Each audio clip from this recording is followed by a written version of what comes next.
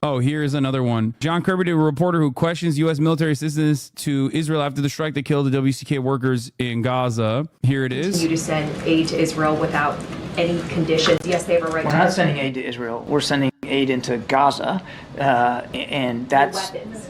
How can the U.S. continue to send military aid military to assistance Israel without any conditions? Is there no red line that can be crossed? You know, we've had this discussion, you and me, quite a bit from up here.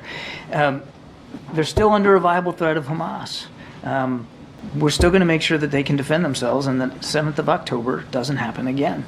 That doesn't mean that it's a free pass, that we look the other way when something like this happens, or that we aren't and haven't since the beginning of the conflict urged the Israelis to be more precise, to be more careful, and quite frankly to increase the amount of humanitarian assistance that gets in. I haven't been asked about it yet, but I expected I would be. There was a discussion just yesterday with our Israeli counterparts about Rafah. Now, this one was done virtually. We expect it'll be an in-person meeting here in a week's time or so.